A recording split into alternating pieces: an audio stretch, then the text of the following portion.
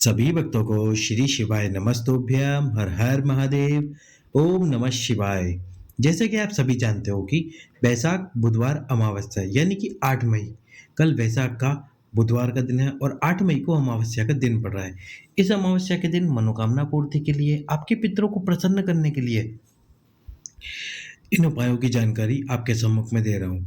अधिक से अधिक इस वीडियो को लाइक करें, चैनल को सब्सक्राइब करें और वीडियो को अधिक से अधिक लोगों के पास में शेयर करें ताकि जो भी व्यक्ति ये वैशाख बुधवार अमावस्या के उपाय देखे वो अपने पितरों को प्रसन्न कर सके और अपने पितरों को प्रसन्न करके अपनी मनवांछित मनोकामना और अपने पितरों की कृपा प्राप्त कर सके। तो सबसे पहला उपाय जो है वो सबसे पहला उपाय है सोमप पित्र का उपाय। सोमप पित्र ये नाम पहले तो आप अच्छे से याद कर लीजिए, सोमप पित्र। अब देखो कुछ ऐसी माताएं बहनें होती है जिनको संतान प्राप्ति होती है यानी कि गर्भ ठहरता है उनका, पर 2 या 3 महीने गर्भ ठहरने के बाद में वो गर्भ पूर्ण प्राप्त नहीं होता। कल की कथा में एक पत्र आया था जिसमें एक माता ने बताया था कि 2 बार उनको गर्भ ठहरा था लेकिन फिर भी उनको संतान प्राप्ति नहीं हो पाई। तीसरी बार जब गर्भ ठहरा तो उन्होंने उपाय किया था। तो इन्हीं सभी परेशानियों की समस्याओं का समाधान निकालने के लिए मैं आपके सम्मुख में लाया हूँ सोमप पित्र का उपाय। अब जैसे कुछ माताएं बहनें जिनका गर्भ ठहरता है 2-3 महीने होते हैं और फिर वो गर्भ पूर्ण प्राप्त नहीं होता, तो उनको क्या करना है। अब आपके घर में जो मंदिर है उस मंदिर में आपके पितरों का स्थान तो अवश्य ही होगा, होगा कि नहीं होगा।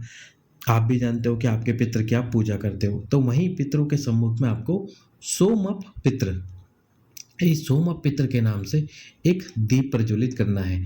क्या करना है आपको, एक दीप प्रज्वलित करना है और वो दीप करना है आपको लंबी बाती का प्रज्वलित सोमप पित्र के नाम से। अब ये दीप अब जब आप प्रज्वलित करोगे तो इसके ऊपर एक प्लेट ढक देनी है आपको। अब इस प्लेट के ढकने से क्या होगा ये आप भी जानते हो, इसके ऊपर कालोच आना शुरू हो जाएगी। 5 मिनट 10 मिनट हो जाए या फिर जब तक ये दीप प्रज्वलित रहे तब तक जो भी जितनी भी कालोच उस प्लेट के अंदर आ जाए, जब ये दीप ठंडा हो जाए यानी कि बुझ जाए तब आपको प्लेट लेनी है। अब उस प्लेट के अंदर आपको, प्लेट में कालोच आके होगी, जैसे ये प्लेट है इसमें ढेर सारी कालोच होगी, तो जो भी माता गर्भवती है या जो भी बहन गर्भवती है उनको क्या करना है, इस कालोच के अंदर थोड़ा सा आपको घृत मिलाना है, थोड़ा सा आपको घी मिलाना है। घी मिला के जो भी माताएं बहनें उनको अपने उदर पर, जो गर्भवती है उदर पर, या फिर उदर का मतलब होता है पेट, जो उनका उदर है उस पर उनको यही सोमप पित्र के नाम से, किसके नाम से, सोमप पित्र के नाम से त्रिपुंड का निर्माण कर लेना है। अपने उदर पर एक त्रिपुंड बना लेना है। अब ये आप पूछोगे भैया त्रिपुंड कब तक बनाना है हमको, तो आपको त्रिपुंड बनाना है जब तक कि इस प्लेट की कालोच खत्म नहीं हो जाती। आपके पितरों की कृपा से जब आपका गर्भ ठहरा है तो आपके पितरी आपके ऊपर कृपा करेंगे और आपको पूर्ण गर्भ प्राप्त कराएंगे। तो सोमप पित्र के नाम से आप ये त्रिपुंड बनाते रहिए जब तक कि कालोच समाप्त ना हो जाए। अमावस्या के दिन सुबह सुबह आपको आपके पितरों के सम्मुख में दीप प्रज्वलित करना है और दीप प्रज्वलित करने के बाद में ये उपाय कर लेना है। चलो तो अब चलते हैं हमारे इस वीडियो के दूसरे उपाय की तरफ। दूसरा उपाय कौन सा है, वैशाख महीने में जैसा कि मैंने आपको पहले भी बताया है, अब एक बार फिर से आपके पितरों की कृपा प्राप्त करने के लिए 2 कलश वाला वो उपाय आप अवश्य ही कीजिए अमावस्या के दिन, क्योंकि अमावस्या के दिन विशेष दिन होता है। इस दिन हम हमारे पितरों की कृपा प्राप्त कर सकते हैं।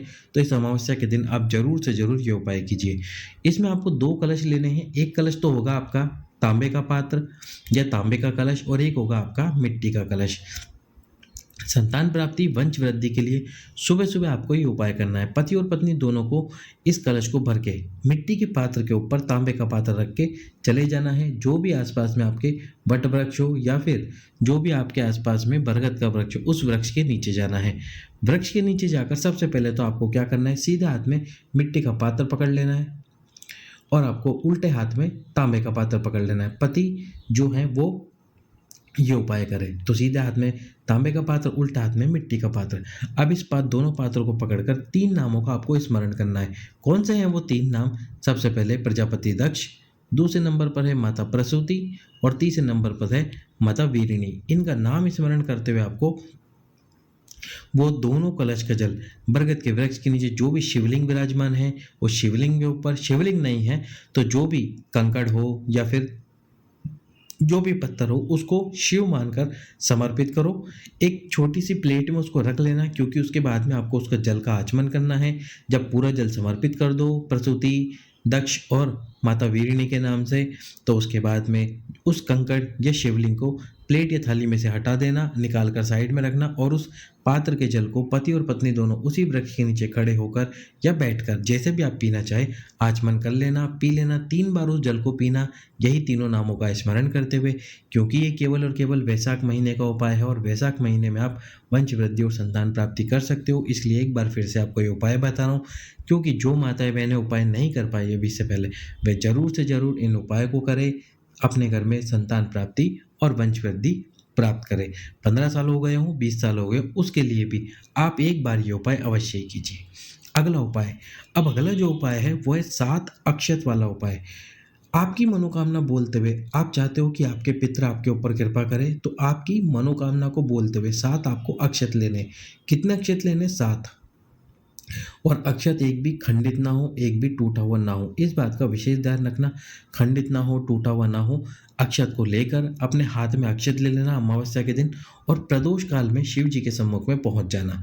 अब आप दक्षिण दिशा में खड़े हो या उत्तर दिशा में खड़े हो या पूर्व में हो या पश्चिम में, किसी भी दिशा में खड़े हो, उस दिशा में खड़े होकर जो 7 अक्षत है आपके हाथ में, आपके पितरों का स्मरण करते हुए 7 अक्षत को लेकर अपनी कामना बोलते हुए, आपकी मनोकामना बोलते हुए शिवलिंग के ऊपर एक साथ 7 के 7 अक्षत आपको समर्पित कर देने हैं। शिवलिंग के ऊपर समर्पित करने हैं ये 7 अक्षत। यदि आप प्रदोष काल में शिवलिंग के ऊपर समर्पित कर देते हो, अब आप बोलो भैया हमारे यहाँ से शिवलिंग, शिव मंदिर बहुत दूर है, हम शिव मंदिर नहीं जा सकते, तो हम क्या करें? तो कोई ना, यदि आपके आसपास में बेलपत्री का वृक्ष है, तो आप जानते हो बेलपत्री के वृक्ष में स्वयं भगवान शंकर और माँ आद्यशक्ति विराजमान होते हैं और साथ में भगवान शंकर के 13 बच्चे भी विराजमान होते हैं। तो आपको उस बेलपत्री के वृक्ष के नीचे जाना है, पहले प्रणाम करना है। यदि शिव मंदिर नहीं जा सकते हो तो ही प्रणाम करना है और प्रणाम करके आसन लगाकर बैठकर वो 7 अक्षत अपने हाथ में रखकर आपकी मनोकामना बोलते हुए 7 के 7 अक्षत एक साथ बेलपत्री के वृक्ष के नीचे छोड़ दीजिए, आपके पितरों का स्मरण करते हुए। मात्र 3 महीने भी नहीं लगेंगे, जो आने वाली अगली अमावस्या है, उस अमावस्या तक आपकी वो मनोकामना अवश्य ही पूर्ण हो जाएगी। अब इस वीडियो का अंतिम उपाय, आपके पितरों को प्रसन्न करने के लिए, आपके पितरों की कृपा प्राप्त करने के लिए एक पितृदीप। पितृदीप क्या होता है? प्रदोष काल में ये पितृदीप लगाया जाता है और ये पितृदीप कहाँ लगाया जाता है? पीपल के वृक्ष के नीचे। पीपल के वृक्ष के नीचे, और वो भी लंबी बाती का दीप। इस बात का ध्यान रखना, गोल बात का दीप आपके पितरों के लिए मत लगाना। पीपल के वृक्ष के नीचे, जो भी आसपास में पीपल का वृक्ष हो, उस पीपल के वृक्ष के नीचे जाना प्रदोष काल में। और ये जो दीप लगेगा, इस दीप की ये जो बाती होगी, इसकी दिशा ध्यान रखना, इसकी दिशा जो होगी वो दक्षिण की तरफ होगी। दक्षिण दिशा की तरफ इसकी बात होनी चाहिए। दक्षिण दिशा की तरफ बात रखकर इसमें घी डालकर, दीपक में घी डालकर पीपल के वृक्ष के नीचे यदि आप ये दीप लगा देते हो, तो आपके पितृ प्रसन्न होंगे और आपको मन वांछित मनोकामना पूर्ण कराएंगे, आपके मन की कामना को पूर्ण कर देंगे, जल्द से जल्द पूर्ण करेंगे। तो अमावस्या 8 मई जो कि बुधवार को पड़ रही है, उस दिन अवश्य ही आप पूर्ण गर्भ के लिए, मनोकामना पूर्ण के लिए और वंशवृद्धि संतान प्राप्ति के लिए कीजिए इन उपायों को। सभी भक्तों को श्री शिवाय नमस्तुभ्यम। हर हर महादेव।